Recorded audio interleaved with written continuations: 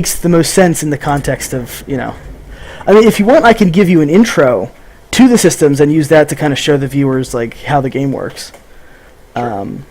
Okay, so the first thing we have to do is decide whether we're going to do the Fabricators or the Dendrites. Dendrites are not entirely new. I think I had at least some of the stuff the last time you saw it, but so let's do. Let's start with Fabricators. Okay, cool. So yep, we're on the same team. We're loading into the current version of the map. Hopefully this week I'm going to start rebuilding the map, actually. Maybe next week. Yeah, I saw that on Twitter. You had a list of things you wanted, or at least an image of what you were aiming for, right? So I just settled a new design today, actually based on Dawn of War 2 maps. So I'm sorry for all the coughing. I've seasonal allergies. Yeah, I'm suffering from the same thing. But yeah, for people out there in Twitch land, Scrap has two factions, the Fabricators and the Dendrites. The Fabricators are kind of centered around this one powerful unit that does all of the building and all of the unit construction. And the Dendrites are more dispersed. So the first thing I did, because I had a lot of problems with this in early testing, is I took the base central structure, the generator, and I moved that out of the build menu, so it's available right there when you start. It's the oh, there it is. Yeah, rebuild generator. And then when you click on that, it shows you, where to build it. And the generator can not the generator. Although if you do click on the generator, you see that it has a little icon there. Every generator you build increases the Fabricator's move and attack speed and production speed.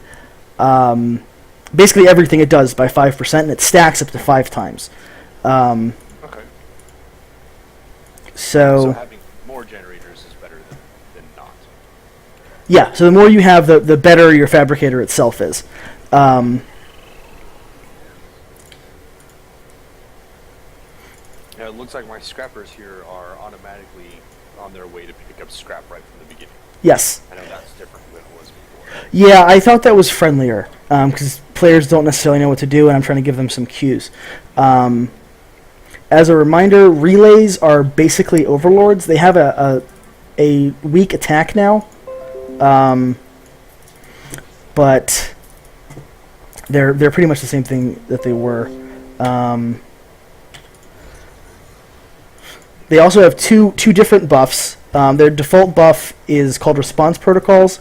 It makes units move and accelerate faster. Now it actually stacks twice.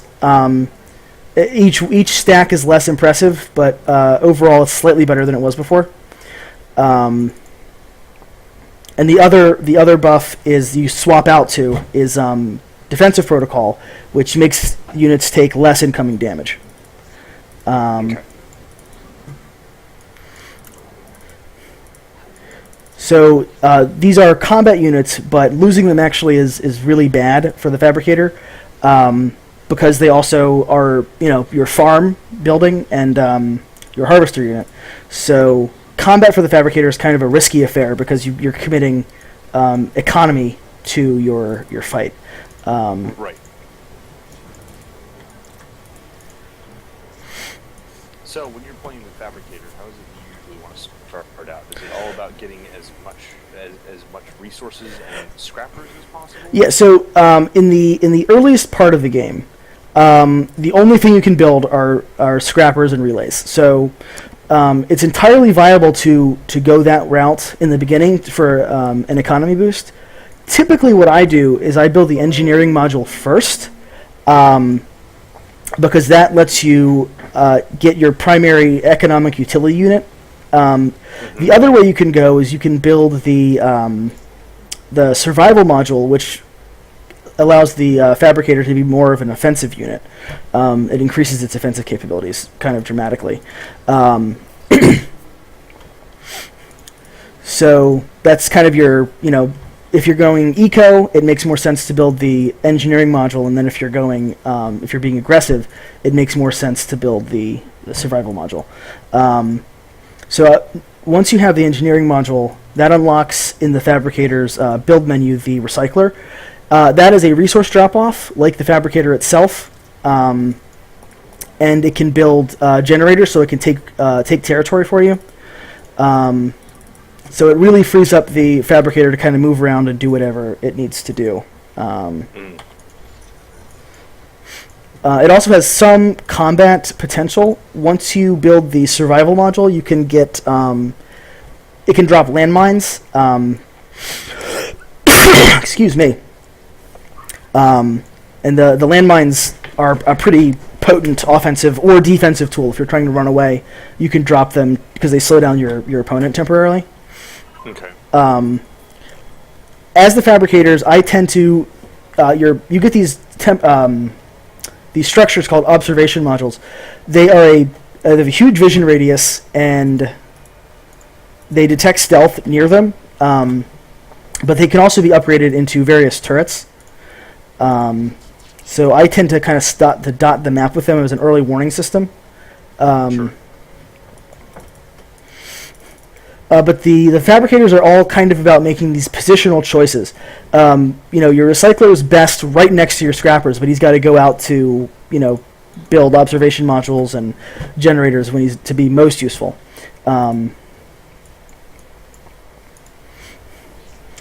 And for the Fabricators, to get your main combat units, you actually have to go 2 buildings deep in your tech tree. Once you build the survival module, you unlock the pattern coprocessor, which is how you unlock both of your higher tier combat units. Okay. And you'll notice that with the Fabricator forces, you're kind of constantly moving them around like a nomad. You harvest out an area, you mine it out, and you move on to the next thing. Right. For the Fabricator, it's very important to be in the right place at any given time.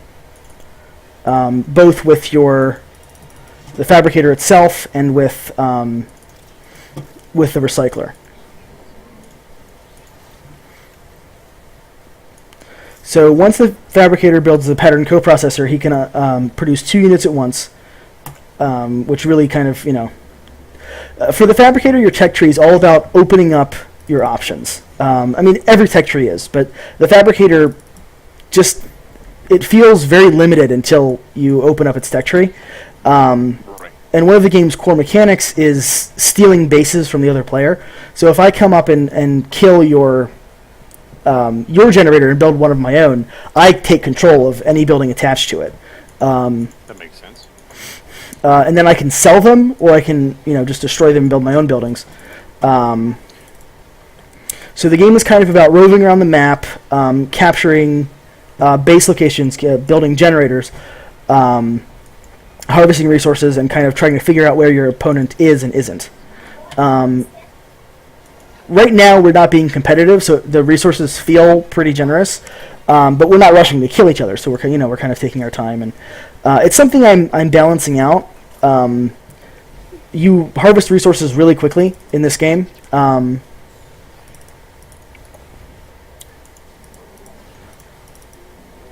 Okay, so I have some unit radius issues that I have to work out.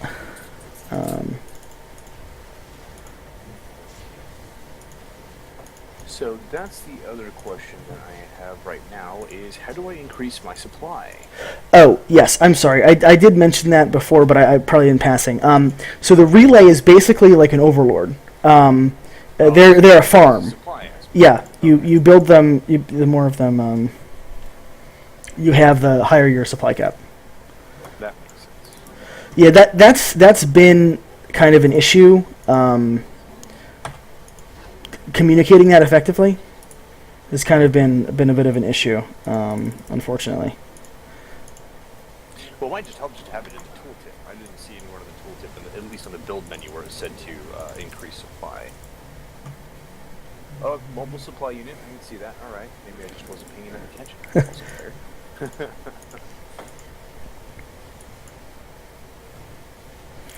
Yeah. So Spaces does Fabricators use? yeah, no. One of the things I tried to do with some of my previous testing was to space units out a little more. And I increased the unit size radius of the Fabricator slightly, and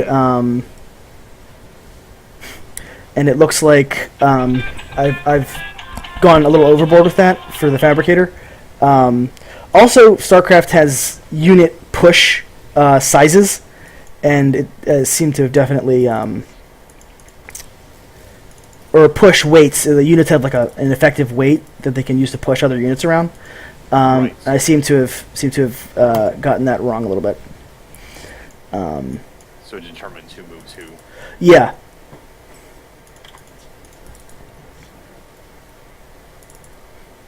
So in theory, if I was trying to get from multiple resources here, I'd probably want to spread out my scrappers and my recycler along with the Fabricator. Right. So I was getting close. yeah. So what I tend to like to do is I keep a couple of scrappers near the Fabricator and a couple near my recycler.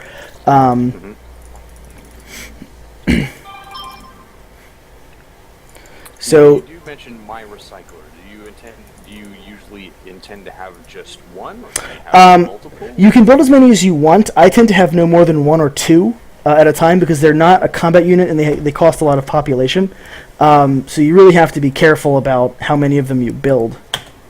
Oops. Sure. And I imagine the more you have, the harder it is to keep your nomadic running around feel.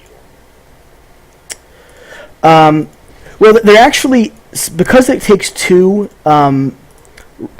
relays to. I'm sorry, we're talking about recyclers, not relays. I'm sorry. I was going to do my little relay spiel. But yeah, recyclers are basically base locations for their expansions. They're base expansions for the Fabricator faction. So, they kind of expand your overall capacity to do anything in the game.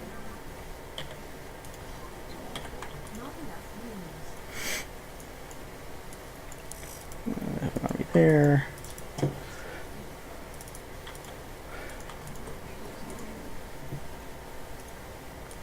I actually have viewers. I feel kind of on the spot right now.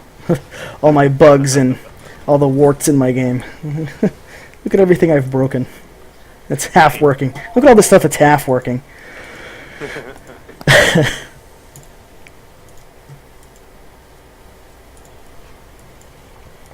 Here we go. Now I found another area to build more power. Generator. Yeah. So by this point, I would probably already be completely destroyed by you with all everything you got going on right now.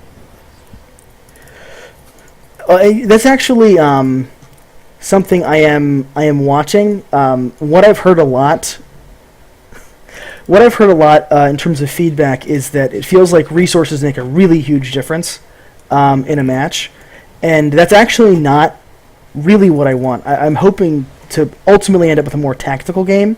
You do spend a lot of time harvesting, and especially in the early stages of the game. Ideally, in the final product, you're going to be spending a lot less time harvesting, and hopefully a lot more time making decisions about where your units are going to be and what you're specifically doing with them. So I'm not really there yet, but I am. You see, right now I kind of have two armies, and that's kind of what I want, is for you to end up with like two or three kind of distinct armies moving around the map. I really want to enforce, more of a company of heroes style. You have to be in all places, at once, and you've got more places to be than you have units to contest. One thing I actually kind of just realized when I was playing a couple of minutes ago is so I have here in the middle, see that obelisk thing, and then there's another one down here at the bottom and up here at the top. my initial plan was to, and this is the current implementation. If I capture that, our team will start getting a victory timer. I build a generator next to it, and I capture the data core there, and we start getting data, and eventually our data hits 800, and we win. So for each data core you control, you slowly start ticking up data. And I had a lot of players really confused about how that works. It never clicked to anybody naturally to like, I'm going to take this and I'm going to use this for something.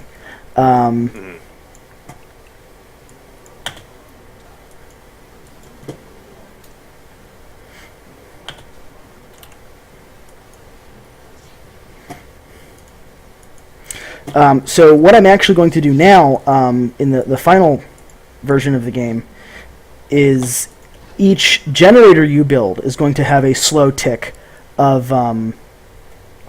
data.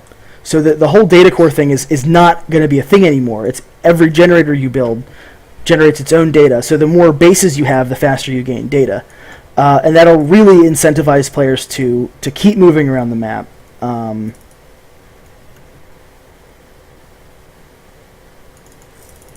And keep contesting those data cores. Right.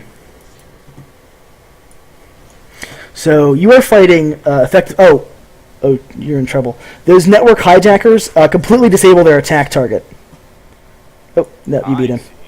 And when this guy dies, he will actually drop a data core worth 50 data points. You see, we're now slowly But he's got a timer too. Yes. And any unit that dies, in fact, I'll kill one of my own units. Any unit that dies turns into a burning wreck, and the hit points of that burning wreck will become the resource value of the resulting resource field. It'll drop. When it finally dies, it'll turn into a scrap field worth as many resources as it has hit points. Right. Now, if you kill it, let's say we get into a battle, and you win.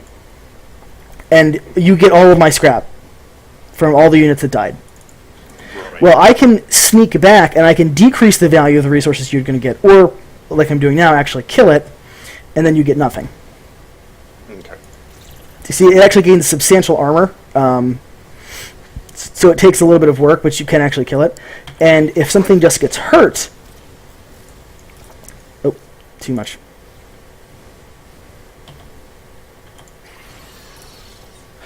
Here, he's hurt, and you see he turns darker, and he's got that electric effect around him. That's damaged systems. They take less damage, and they attack twice as slow, so it drastically decreases their attack rate, but decreases their incoming damage as well. So that's intended to be kind of a signal to like, hey, get this guy out of here. It also disables all abilities for the unit. Including passive, like buff style abilities. And that's kind of my version of Company of Heroes. Like, as your squads get hurt, they lose their combat effectiveness, and you've got to retreat to base, or in the Fabricator's case, once you research the upgrade, to a recycler to heal. So you see my recycler's pulsing out this heal pulse, and every time it ticks, it spends a little bit of resources per unit. So there's no free resources in this game. Every point of resource that a power node gives out in energy goes to one and only one unit, and every point of healing costs resources. I'm not giving out a free lunch here. Right. Well, it's really important to the design of the game that you not have... That looks like a bug. So what's going on here on my screen, and I'll ping so you can see the sensor has an ability that disables all, basically all active and passive unit abilities on whatever it's near for enemies, and that apparently the scaling is off because it's a little big.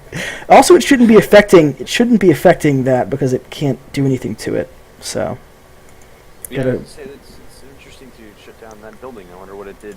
It does nothing to the actual building. I think I just need to mess with the how it targets things.